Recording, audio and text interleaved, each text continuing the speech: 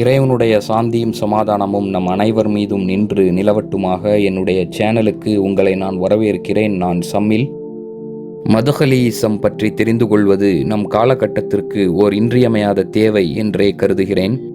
அது குறித்த குறைந்தபட்ச அறிமுகத்தை இந்த காணொளி வழங்கும் என்பது என் எதிர்பார்ப்பு. மதுஹலீசம் என்பது தீவிர வலதுசாரித்துவத்தன்மை கொண்ட ஒரு கடும்போக்குவாத கொள்கையாகும். ரபியா மதுஹலி என்பவரின் பெயரால் இது அறியப்படுகிறது. ஆரம்பத்தில் இஹ்வான்களுக்கு எதிரான விமர்சனங்களை முன்வைத்தவராக இவர் அறியப்பட்டார். பிறகு சவுதி அரசு ஆதரவு கொண்ட தீவிர கடும்போக்கராக வளர்ந்து நின்றார். அரபுலக அறிஞர்கள் இந்த சிந்தனையை மதுஹலீசம் என்ற பெயரில் அடையாளப்படுத்துகின்றனர். இந்த சிந்தனை போக்குடையவர்களின் அரச ஆதரவு மனநிலை என்பது சவுதி அரசின் ஆதரவு மனநிலையிலிருந்தே உருவாகிறது. சவுதி அரசையும் அதை ஒத்த பிற மதச்சார்பற்ற சர்வாதிகார அரபு முஸ்லிம் அரசுகளையும் இவர்கள் ஆதரிக்கிறார்கள். அந்த வகையில் இப்போதைய முஹம்மது பின் சல்மான் தான் இவர்களின் ஹலீஃபா. எதேச்சதிகார அரசாங்கங்களுக்கு நிபந்தனையற்ற ஆதரவு வழங்குவதற்காகவும் மிக முக்கிய சமூக விவகாரங்களை கண்டுகொள்ளவே செய்யாத அளவிற்கு முழு அரசியல் நீக்கம் செய்யப்பட்டவர்களாக இருப்பதற்காகவும் இந்த மதுஹலீசத்தை பல முஸ்லிம் அறிஞர்கள் கடுமையாக விமர்சிக்கின்றனர். இந்த விமர்சனத்தில் நியாயமும் உண்மையும் இல்லாமல் இல்லை.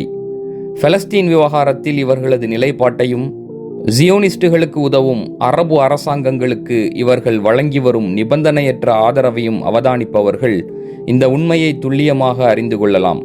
மதுஹலீக்களின் இந்த போக்குகளை ஒரு விதத்தில் நாம் 17ஆம் நூற்றாண்டில் நஜிதில் தோற்றம் பெற்ற வஹாபீசத்தோடும் ஒப்பிடலாம். இந்த மதுஹலீக்கள் தங்களை சலஃபிகள் என்று சொல்லிக்கொண்டாலும் இவர்கள் சலஃபிகள் அல்லர். இவர்களின் வழிமுறையும் சலஃபி வழிமுறை அல்ல. இவர்களின் கடும்போக்கு கடந்த காலத்தில் ஹவாரிஜி சிந்தனை போக்குடனும் 17ஆம் நூற்றாண்டில் அது முஹம்மது பின் அப்துல் வஹாபின் கண்ணோட்டத்துடனும் நிகழ்காலத்தில் அது தாயிஷ் என்னும் ஐசிஸ் சிந்தனை போக்குடனும் ஒத்துப்போகிறது. தங்களை தவிர மற்றவர்கள் அனைவரும் வழிகேடர்கள் என்பதுதான் இவர்களின் மறைவான கொள்கை. அவ்வகையில் மதுஹலீக்களை நவ சலஃபிகள் அல்லது சூடோ சலஃபிகள் என்றும் அழைக்கலாம். இவர்கள் இப்னு தைமியாவின் பெயரை தவறான இடங்களில் பயன்படுத்துகிறார்கள். அவரது வார்த்தைகளை தவறான இடங்களில் பயன்படுத்தி தங்களின் தவறான கொள்கைகளை அவர்கள் நியாயப்படுத்த முனைகிறார்கள். சரியான வார்த்தைகளை தவறான இடங்களில் பயன்படுத்தி தங்களின் தவறான நோக்கங்களை அவர்கள் நிறைவேற்றிக் கொள்கிறார்கள். கிட்டத்தட்ட ஹவாரிஜிகள் செய்ததைப் போல. ஹவாரிஜிகள் அலி ரதியல்லாஹு அன்ஹு ஆட்சி காலத்தில் துல்லியமாக இதைத்தான் செய்தார்கள். இனில் ஹுக்மு இல்லா லில்லாஹ், அதாவது தீர்ப்பளிக்கும் அதிகாரம் அல்லாஹ்வுக்கே உரியது என்ற சரியான வார்த்தைகளை தவறான இடத்தில் தவறான நோக்கங்களுக்காக அவர்கள் பயன்படுத்தினார்கள். இறுதியில் அலி ரதியல்லாஹு அன்ஹு மீதே காஃபிர் பட்டம் சுமத்தினார்கள். இந்த வார்த்தைகளை பயன்படுத்திய ஹவாரிஜிகளின் சிந்தனை போக்கு குறித்து அலி ரதியல்லாஹு அன்ஹு மிக துல்லியமாக இப்படி கூறினார்கள்: கலிமத்து ஹக் வ யுராது பிஹா பாத்தில். இவை சத்தியத்தின் வார்த்தைகள், ஆனால் இவற்றை பயன்படுத்துவதன் நோக்கம் அசத்தியமாகும். அதாவது சரியான வார்த்தைகளை தவறான நோக்கத்திற்கு பயன்படுத்துகிறார்கள் என்பது இதன் பொருளாகும். துல்லியமாக இதைத்தான் இன்று மதுஹலீக்களும் செய்து வருகின்றனர்.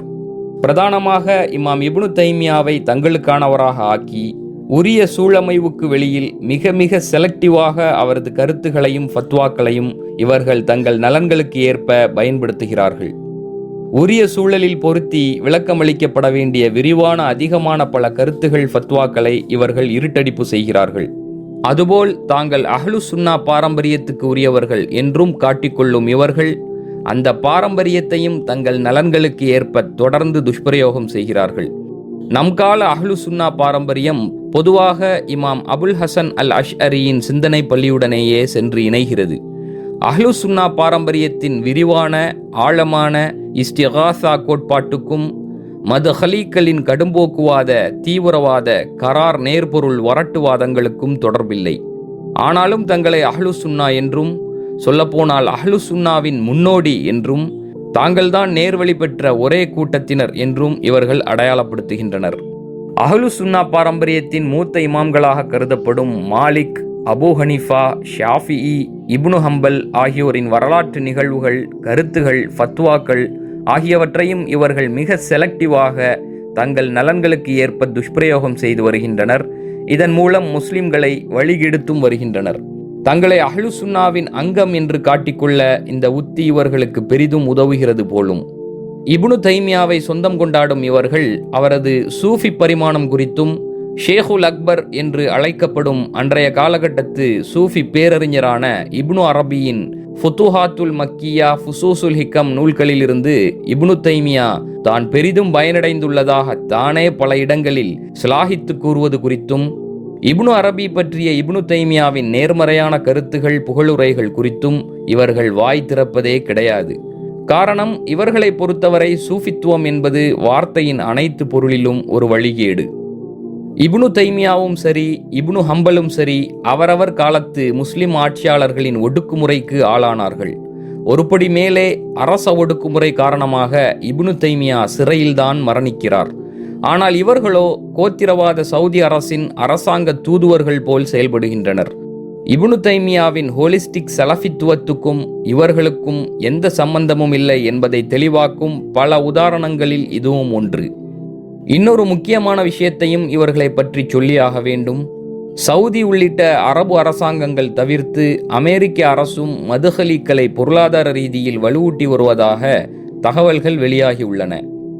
அமெரிக்க அரசின் கொள்கை வகுப்பாளர்களும் உயர்நிலை ஆலோசகர்களும் மதுஹலிக்களை ஃபண்ட் செய்வது குறித்து அமெரிக்க அரசாங்கத்திற்கு தொடர்ந்து ஆலோசனை வழங்கி வருவதாக ஜாரட் எம் பிராச்மேன், வில்லியம் எஃப் மெக்கான்ஸ் ஆகியோர் ஸ்டீலிங் அல் காய்தாஸ் பிளேபுக் என்னும் தங்கள் நூலில் தகவல் தருகின்றனர். ஆக மதுஹலிக்களும் அவர்களின் சிந்தனை போக்கும் எப்படி உலகம் பூராவும் வியாபித்துள்ளன, உம்மத்தின் மிக முக்கிய விவகாரங்கள் குறித்து முஸ்லிம்களை சிந்திக்க விடாமல் அவர்களின் சிந்தனை ஆற்றலை எப்படி அவை மார்க்கத்தின் பெயராலேயே முடக்கியுள்ளன, முஸ்லிம்களுக்கு மத்தியில் ஒற்றுமை ஏற்பட்டு விடாத வண்ணம் எப்படி அவை கண்ணும் கருத்துமாக இருக்கின்றன, அரபு ஜியோனிச ஆட்சியாளர்களுக்கு எதிராக ஒரு மக்கள் புரட்சி ஏற்பட்டு விடாமல் எப்படி அவை இன்னமும் இந்த அரசாங்கங்களை இஸ்லாமிய சாயம் பூசி பாதுகாக்கின்றன என்பதையெல்லாம் அவர்களின் இந்த அரபு அமெரிக்க பொருளாதார வலுவூட்டல், அதாவது ஃபண்டிங் பின்புலத்திலிருந்து புரிந்து கொள்ளலாம். இந்த பேசுபொருளுக்கு நெருக்கமான வேறு சில காணொளிகளின் யூடியூப் இணைப்புகளை கமெண்ட்ஸிலும் டிஸ்கிரிப்ஷனிலும் வழங்கியுள்ளேன். அந்த காணொளிகளையும் நிச்சயம் தவறாமல் பாருங்கள். மீண்டும் அடுத்த காணொளியில் சந்திப்போம். நன்றி. நான் சம்மில். இறைவனுடைய சாந்தியும் சமாதானமும் நம் அனைவர் மீதும் நின்று நிலவட்டுமாக.